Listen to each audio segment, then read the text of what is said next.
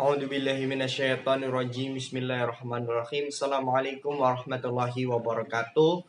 Saya Anikal Juman, mahasiswa jurusan Hukum Tata Negara kelas HTN 3A dengan NIM 1203030022 dalam mata kuliah Hukum Tata Negara dengan dosen pengampu mata kuliah Profesor Dr. Idham Pautanu MAG dan Bapak Lutfi Fahrurijal SSY MH. Dalam video kali ini diajukan untuk memenuhi tugas ujian akhir semester 3 dengan mereview pertemuan minggu ke-9 sampai minggu ke-15. Pada pertemuan minggu ke-9 ini membahas mengenai pengertian dalam konstitusi. Konstitusi ini memiliki makna pembentukan. Nah, dalam asal katanya ini dalam bahasa Perancis yaitu constituer yang bermakna membentuk. Menurut pendapatnya Hans Kelsen bahwasanya konstitusi negara disebut sebagai hukum fundamental negara, yaitu dasar dari tata hukum nasional. Konstitusi secara yuridis dapat pula bermakna norma-norma yang mengatur proses pembentukan dan kompetensi dari organ-organ eksekutif dan yudikatif. Selanjutnya, dalam proses perkembangannya, konstitusi ini dimulai sejak masa Yunani berupa pemikiran-pemikiran awal mengenai ide-ide dalam menemukan dan merumuskan sebuah konstitusi. Ide tersebut berupa mulai adanya atau berkembangnya hukuman atau sanksi yang diberikan oleh penguasa, di antaranya sebagai berikut tokoh-tokoh yang merumuskan ini. Yang pertama ada Socrates, yang kedua ada Plato dalam bukunya Politeia, Politikos atau The Statement, dan Nomoi atau The Law. Yang ketiga ada tokoh Aristoteles, yaitu dalam bukunya yang berjudul Politics. Ide-ide konstitusionalisme atau aliran konstitusi ini yang pertama ada Rule of Law atau Anglo-Saxon, atau hukum konstitusi ini berasal dari hukum Eropa Barat dengan memiliki dua esensi. Yang pertama esensi yang menyatakan bahwa kewibawaan hukum secara universal adalah untuk mengatasi kekuasaan negara dan sehubungan dengan itu akan mengontrol politik dan tidak sebaliknya. Esensinya kedua, hak sipil warga negara dijamin oleh konstitusi dan kekuasaan negara pun akan dibatasi oleh konstitusi, dan kekuasaan itu hanya diperoleh dengan adanya legitimasi dari konstitusi itu sendiri. Tokohnya dalam pandangan ini yaitu Avi Gisei. Selanjutnya yang kedua ada Restart atau Civil Law dalam hukum Eropa kontinental. Merupakan hukum yang telah terkodifikasi berupa undang-undang tertulis, serta dalam hukum ini hakim tidak terikat oleh presiden dan tidak dapat membuat hukum. Hakim hanya berwenang dalam memutuskan sebuah perkara, menggali sebuah fakta dalam persidangan, serta menafsirkan undang-undang sesuai dengan kewenangannya. Serta dalam prosesnya hakim harus memiliki integritas dan kejujuran dalam profesinya. Tokohnya yaitu yang pertama ada Immanuel Kant, ada Paul Le Bon, Julius Stiles, dan Fichte. Kedudukan dalam konstitusi ini adalah untuk satu, pembatas kekuasaan, yang kedua adalah untuk pengatur kekuasaan, dan yang ketiga adalah untuk penyamaan HAM. Yakni konstitusi ini merupakan sebuah perlindungan terhadap hak asasi manusia dan hak-hak kebebasan warga negara, sehingga diharapkan tidak adanya sebuah diskriminatif oleh penguasa terhadap rakyatnya sendiri. Selanjutnya dalam pertemuan ke-10 ini membahas mengenai terbentuknya sebuah konstitusi. Proses terbentuknya sebuah konstitusi ini yang pertama ada given, merupakan pemberian. Pemberian ini secara langsung ataupun diberi oleh pemegang kekuasaan atau penguasa. Jika dilihat dalam dunia sekarang, negara Jepang merupakan prosesnya ini adalah dengan membentuk pemberian atau given, pembentukan konstitusi ini oleh oktroi atau kaisar Jepang. Yang kedua on purpose atau tujuan. Konstitusi ini dibentuk oleh masyarakat dan petinggi negara, founding fathers-nya, dengan memiliki sikap kesadaran yang tinggi untuk membuat konstitusi sebagai dasar ataupun sebagai syarat dalam mendirikan sebuah negara. Dalam contohnya negara Amerika yang kita kenal sebagai Konstitusi Amerika Serikat yang dibentuk oleh Majelis Konstitusi di Philadelphia pada 1 Maret 1781 dan resmi disahkan pada 17 Desember 1787. Yang ketiga ada revolution. Pembentukan konstitusi ini didasari atas tindakan perlawanan terhadap pemerintah yang sewenang-wenang. Contohnya, ada beberapa negara yang melakukan proses pembentukan konstitusi secara dengan cara ini, ataupun di antaranya ada Perancis tahun 1971, Uni Soviet tahun 1917, dan Spanyol 1932. Stats Fundamental Norm, atau dalam pandangan Naviski, Stat Fundamental Norm adalah landasan umum dari suatu tatanan hukum undang-undang dasar. Dalam bukunya Algemene Rechtslehre, sesuai dengan teori Hans Kelsen, bahwasanya suatu norma hukum dari negara manapun selalu berjenjang, di mana norma yang di bawah berlaku berdasarkan dan dari sumber pada norma yang lebih tinggi sampai norma yang tinggi tersebut disebut sebagai aturan dasar. Dalam Hans Naviski tersebut dengan teorinya teori van Stevender Rechtsternen yang memiliki 4 aturan dasar, yaitu norma fundamental negara, aturan dasar negara atau Staatsgrondgesetz, dan yang ketiga ada undang-undang formal Gesetz, dan yang keempat ada peraturan pelaksanaan dan peraturan otonom atau Verordnung dan otonom Statuten. Berikut ini merupakan hal-hal yang dapat mempengaruhi sebuah konstitusi ataupun asal dari undang-undang konstitusi itu tersebut ya. Yang pertama ada ideologi. Nah, ideologi ini dapat mempengaruhi sebuah konstitusi karena ideologi ini mempunyai pandangan yang dapat melihat tujuan dari cita-cita manusia atau warga negara tersebut, sehingga nilai-nilai yang muncul dari ide-ide tersebut dapat dijadikan pedoman pengimplementasian keseharian dalam kehidupan berbangsa dan bernegara. Yang kedua ada norma. Nah, norma ini merupakan seperangkat petunjuk tingkah laku dalam kehidupan bermasyarakat. Sehingga ketika seseorang melanggar dalam sebuah aturan norma, maka dapat dikenakan sanksi atau hukuman. Norma dapat tertulis ataupun tidak tertulis, akan tetapi penegakannya dilakukan oleh ketua adat atau tokoh masyarakat. Selanjutnya ini membahas dalam pertemuan ke-11 ya, membahas mengenai konstitusi, konstitusionalisme, dan negara. Apa sih konstitusi itu? Tadi sudah disinggung di atas bahwasanya konstitusi ini merupakan suatu dokumen yang menjadi dasar sebuah kerangka dasar yang menampilkan sanksi hukum khusus dan prinsip dari fungsi-fungsi lembaga-lembaga pemerintahan negara, yang menyatakan pula prinsip-prinsip yang mengatur cara kerja dari lembaga-lembaga negara lainnya. Yang kedua ada konstitusionalisme. Apa sih konstitusionalisme itu? Konstitusionalisme merupakan sebuah negara yang menganut sistem konstitusi atau suatu negara yang melandaskan dirinya atas demokrasi konstitusional, sehingga undang-undang dasar memiliki fungsi untuk membatasi kekuasaan pemerintah, sehingga diharapkan tidak adanya tindakan yang sewenang-wenang yang dilakukan oleh pemerintah. Dengan demikian, hak-hak dalam warga sipil atau warga negara akan lebih terlindungi. Yang ketiga ada sebuah negara. Negara ini merupakan suatu organisasi terbesar ataupun organisasi kekuasaan terbesar yang dimiliki oleh suatu masyarakat. Negara ini wajib memiliki pemerintah sebagai pelaksana tugas negara, rakyat sebagai warga negara yang bertujuan menjaga bersama-sama, menjaga dan melindungi, memajukan serta memajukan negara. Yang ketiga ada wilayah sebagai daerah kekuasaan dan kedaulatan negara. Kemudian adanya pengakuan secara de jure dan de facto. Nah, dalam dasar-dasar kepentingan dalam konstitusi ini, yang pertama ada konstitusi merupakan suatu dasar dari berdirinya suatu negara beserta tujuan dari negara tersebut berdiri. Yang kedua, konstitusi merupakan landasan dasar atau acuan bagi penyelenggaraan kekuasaan negara. Yang ketiga, konstitusi ini memuat semua hak-hak warga negara. Konstitusionalisme, menurut pendapat dalam pandangan ahli C.F.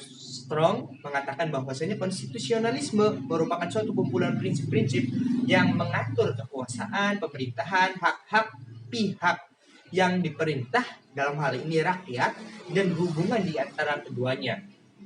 Sedangkan dalam pendapat para sarjana di Indonesia, ya ini Pak Profesor Jimli Asidivi berpendapat bahwasanya konstitusionalisme ialah semua konstitusi yang selalu menjadikan sebuah kekuasaan sebagai pusat perhatian, karena kekuasaan itu sendiri pada intinya memang perlu diatur dan dibatasi sebagaimana mestinya, sehingga tidak terjadi adanya pelanggaran hak-hak sipil.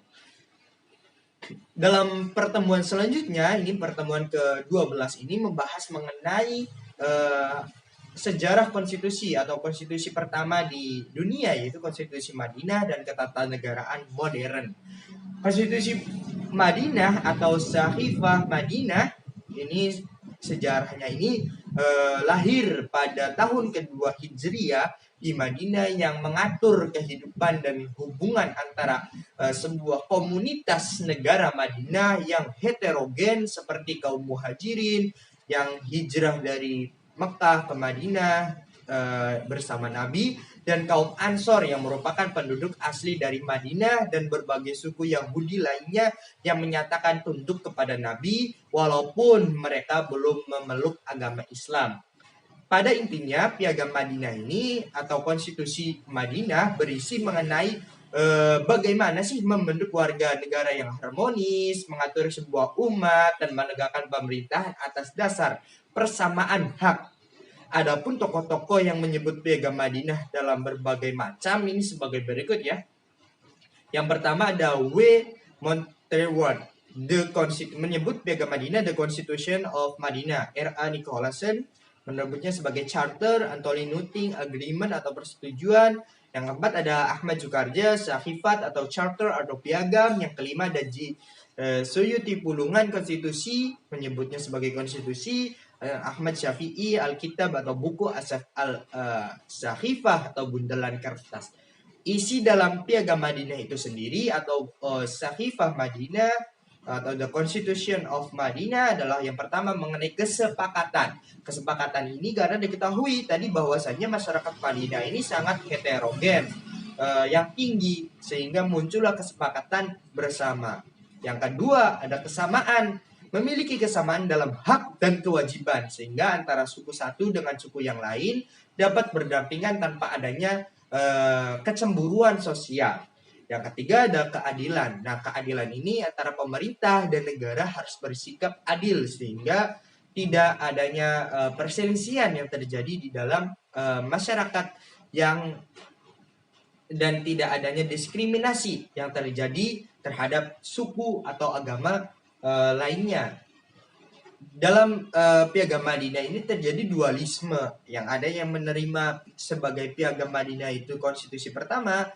Yang menerima ini adalah golongan yang konstitusi adalah dengan berdasarkan apa sih? Dengan berdasarkan landasan piagam ini telah memenuhi unsur-unsur adanya konstitusi itu sendiri. Ketika ada golongan lain yang menolak Piagam Madinah sebagai konstitusi, karena mereka berpandangan bahwasanya terutama para sarjana barat ini yang berpendapat bahwa dalam Piagam Madinah tidak dijelaskan mengenai pembagian kekuasaan itu sendiri. Selanjutnya pada pertemuan minggu ke-13 membahas mengenai faktor-faktor yang terjadi suatu daya ikat sebuah konstitusi. Ada 3 hal yang menjadi faktor adanya daya ikat sebuah konstitusi. Yang pertama ada hukum. Dalam pendapat yang dikemukakan oleh K.C. Wern, dalam mazhab positivisme hukum, sebuah konstitusi itu mengikat karena suatu konstitusi telah ditetapkan oleh sebuah badan hukum yang memiliki suatu legitimasi dalam membentuk kewenangan dalam membuat atau membentuk hukum atau undang-undang, dan konstitusi ini dibuat atas nama rakyat.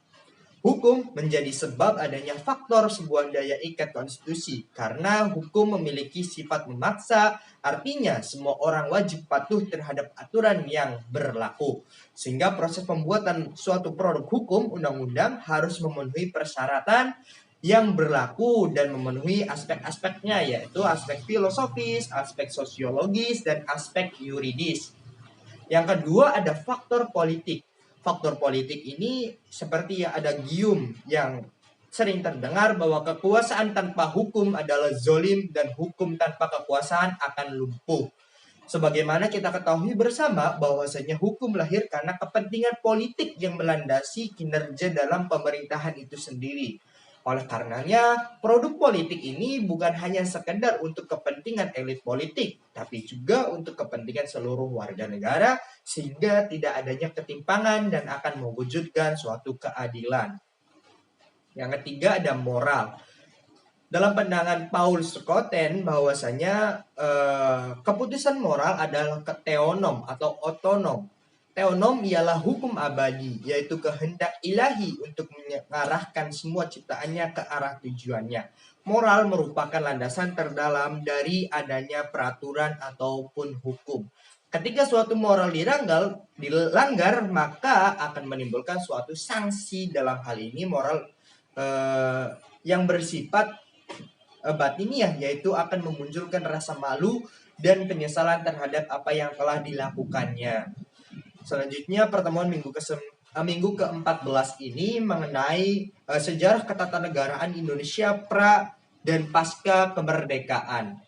Sebelum kemerdekaan ini kita tahu bersama bahwasannya sejarah ketatanegaraan Indonesia ini diawali pada masa penjajahan Belanda, yaitu sebelum kemerdekaan ini penjajahan Belanda kurang lebih 360 tahun Belanda menjajah. Nah, Belanda membuat peraturan perundang-undangan yang diberlakukan pada masa Hindia Belanda adalah Undang-Undang Dasar Kerajaan Belanda atau Indienstaatsstelling atau IS. Yang pertama ada wet. Ini proses pembentukan disusun dan dibentuk oleh suatu badan pembentuk undang-undang negeri Belanda yang dinamakan sebagai mahkota atau parlemen. Yang kedua Algemene Maatregelen van Bestuur atau AMVB. Dalam proses pembuatan undang-undang ini dibentuk oleh mahkota itu sendiri. Yang ketiga ordonansie. Dalam proses pembuatan undang-undang dibentuk oleh Gubernur Jenderal bersama Volksraad. Selanjutnya yang keempat ada Regening Verordening RV. Dalam proses pembentukan undang-undang dibentuk oleh Gubernur Jenderal. Yang keempat, bagian tersebut dinamakan peraturan umum atau Algemene Verordening, atau juga dengan disebut peraturan lokal Verordening yang dibuat oleh gubernur, bupati, wedana, dan camat. Adapun dalam sistem ketatanegaraan di Hindia Belanda ini terdapat pembagian kekuasaan, yaitu diantara sebagai berikut. Yang pertama kekuasaan eksekutif. Siapa sih yang memegang kekuasaan eksekutif ini? Kekuasaan eksekutif ternyata dipegang oleh gubernur jenderal. Gubernur jenderal ini memiliki kekuasaan yang sangat luas dengan dibantu dalam proses pemerintahannya oleh badan penasihat. Selanjutnya yang kedua kekuasaan kehakiman. Siapa sih dalam kekuasaan kehakiman ini? Ternyata pada zaman Belanda ini adalah ada mahkamah kehakiman. Selanjutnya yang ketiga ada pengawas keuangan dilakukan oleh Algemene Rekenkamer.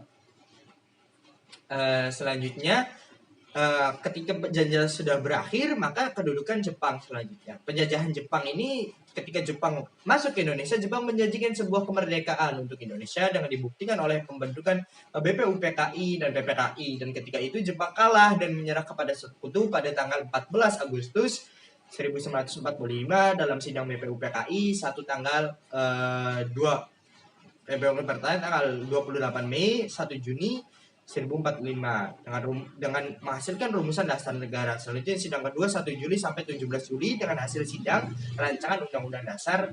Selanjutnya dalam sidang PPKI ini tanggal 11 Agustus 45 Jepang tidak dibenarkan mengubah susunan ketatanegaraan hukum Hindia Belanda. Kedua, Jepang hanya merumuskan kekuasaan pemerintahan Belanda. Ketiga, kekuasaan terdiri ada pada bala tentara Jepang, bukan pemerintahan kolonial Belanda. Ketika Jepang berkedudukan di Indonesia, Jepang membagi wilayah menjadi 3 bagian. Yang pertama ada Pulau Sumatera, Jawa, dan ketiga ada daerah lainnya. Selanjutnya ini dalam sistem ketatanegaraan pasca kemerdekaan. Yang pertama ada Orde Lama. Kita ketahui bersama pasca kemerdekaan ini terbentuknya Undang-Undang 1945 berlaku sampai dengan 1949. Selanjutnya ketika Soekarno membacakan sebuah proklamasi, bahwasanya proklamasi ini mendapati unsur-unsur yang terdapat di dalamnya. Yang pertama ada unsur kedaulatan penuh dalam mengatur atau menata sistem ketatanegaraan sendiri. Yang kedua, pemindahan kekuasaan diselenggarakan dalam waktu yang sesingkat-singkatnya. Yang ketiga, pemberitahuan kepada seluruh penduduk dan rakyat internasional. Adapun norma yang pertama yang terdapat dalam tata hukum di Indonesia adalah yang pertama tadi, menetapkan Undang-Undang Dasar Negara Republik Indonesia, menunjuk Soekarno dan Muhammad Hatta sebagai presiden dan wakil presiden. Yang ketiga, pembentukan departemen oleh presiden. Yang keempat, pengangkatan anggota KNIP. Yang kelima, pembentukan provinsi oleh PPKI. Asas-asas dasar, stat fundamental norm yang ada dalam konstitusi kita. Yang pertama, norma tertinggi dalam suatu negara. Yang kedua, tidak dibentuk oleh norma yang lebih tinggi, artinya konstitusi ini tinggi. Ketiga, bersifat presupposed atau ditetapkan terlebih dahulu oleh masyarakat. Yang keempat, merupakan norma tempat bergantinya norma-norma hukum di bawahnya. Proklamasi dalam Stats Fundamental Norm merupakan satu kesatuan yang tidak dapat terpisahkan karena telah tertuang dalam alinea keempat dalam pembukaan Undang-Undang Dasar 1945. Selanjutnya ada RIS ya, Negara Indonesia Serikat tahun 1449 sampai 1950. Nah, ketika itu kerajaan Belanda tidak mengakui bahwasanya Indonesia ini telah merdeka, sehingga dilakukanlah perjanjian Linggarjati tanggal 25 Maret 1947. Adapun hasilnya ini sebagai berikut. Yang pertama, Belanda mengakui RI berkuasa secara de facto atas Jawa, Madura, dan Sumatera. Di wilayah lainnya yang berkuasa adalah Belanda. Yang kedua, Belanda dan Indonesia akan bekerja sama membentuk Republik Indonesia Serikat. Sehingga yang semulanya negara kesatuan berubah kembali menjadi negara serikat atas perjanjian KMB ataupun konferensi meja bundar. Selanjutnya ada Undang-Undang Dasar sementara tahun 1950. Presiden dan wakil presiden ini tidak dapat diganggu gugat. Menteri-menteri bertanggung jawab atas seluruh kebijaksanaan pemerintah. 3. Presiden berhak membubarkan DPR. Sehingga ini dinamakan unclear characteristic atau parliament system. Selanjutnya ada masa Orde Lama nih. Orde Lama tahun 1959 sampai 1965. Dimulai ketika dekret Presiden tanggal 5 Juli 1950 yang berisi mengenai 1. Berlakunya kembali Undang-Undang Dasar 1945. 2. Dibubarkannya Konstituante. 3. Pembentukan MPRS dan DPAS. Pada masa Orde Baru tahun 1966 sampai 1988 pada masa pemerintahan Bapak Presiden Soeharto ini diawali dengan Super Semar dan penangkapan beberapa pemberontak PKI lainnya. Serta yang kedua ada Orbo bertekad jajaran Pancasila secara murni dan konsekuen. 3. Demokrasi Pancasila di bawah kepemimpinan Soeharto, sistem presidensial, pemilu 5 tahun sekali tapi tidak demokratis. 5. Kuatnya kekuasaan presiden dalam menopang dan mengatur seluruh proses politik yang terjadi, sentralistik kekuatan kekuasaan pada presiden. Yang keenam, pembangunan ekonomi terlaksana tapi tidak berbasis ekonomi kerakyatan. Yang ketujuh, ada indikator demokrasi tidak berjalan ataupun tidak terlaksana karena tidak adanya rotasi kekuasaan eksekutif dan rekrutmen politik tertutup. Pemilu jauh dari kata semangat demokrasi dan HAM itu terbatas, kebebasan politik dibatasi, KKN merajalela. Yang ketiga, sistem era reformasi. Sistem pemerintahan negara Indonesia ini berdasarkan setelah amandemen Undang-Undang Dasar tahun 1999 sampai 2002, bentuk negara kesatuan dengan prinsip otonomi yang luas. 2. Bentuk pemerintahan adalah republik. 3. MPR bukan lembaga tertinggi negara. Yang keempat, presiden adalah kepala negara sekaligus kepala pemerintahan. Yang kelima, kabinet atau menteri diangkat oleh presiden dan bertanggung jawab kepada presiden. Yang keenam, kekuasaan legislatif lebih dominan. Yang keempat, presiden dan wakil presiden dipilih langsung oleh rakyat. Yang kedelapan, presiden tidak dapat membubarkan lembaga legislatif atau DPR. Pada pertemuan minggu ke-15 ini membahas mengenai hukum kewarganegaraan. Sebelum kita lebih jauh itu kita harus tahu dulu apa sih yang dimaksud dengan warga negara. Warga negara yang tercantum dalam Undang-Undang Nomor 12 tahun 2006 bahwasanya pengertian warga negara adalah WNI, orang-orang yang bangsa Indonesia asli dan orang-orang bangsa lain yang disahkan dengan undang-undang sebagai warga negara. Yang kedua, pengertian diaspora.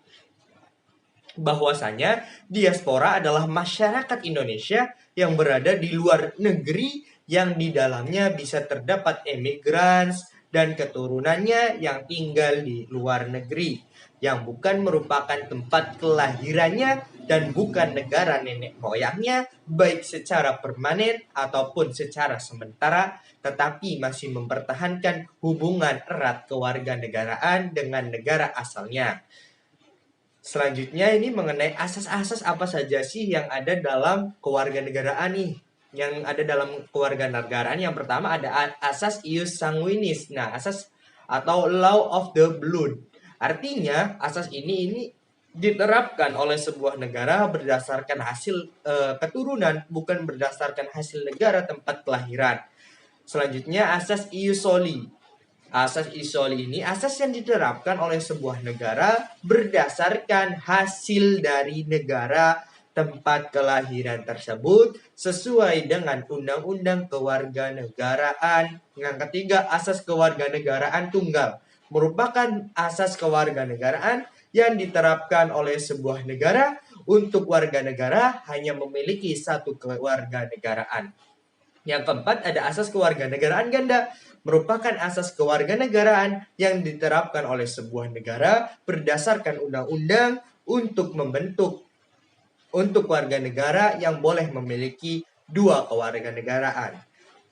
Contoh-contoh negara yang menerapkan dui kewarganegaraan ini ialah yang pertama, negara yang menerapkan dui kewarganegaraan terbatas atau anak yang lahir dari hasil perkawinan campur, yakni Indonesia, Jerman, Australia, Pakistan, Spanyol, Yaman, Armenia, dan Maroko. Yang kedua, negara-negara yang menerapkan dui kewarganegaraan penuh, Finlandia, Italia, Belgia. Ketiga, negara-negara yang menerapkan dui kewarganegaraan bersyarat. Yang keempat ada negara yang tidak menerapkan dui kewarganegaraan, diantaranya Norwegia, Vietnam, Myanmar, Islandia, dan lain sebagainya. Demikian, apabila terdapat kesalahan, baik ucapan, perkataan, maupun susunan materi yang keliru, saya pribadi mohon maaf dan terima kasih banyak atas materi yang telah Bapak dosen sampaikan. Sangat bermanfaat untuk saya. Sampai jumpa di semester selanjutnya. Wassalamualaikum warahmatullahi wabarakatuh.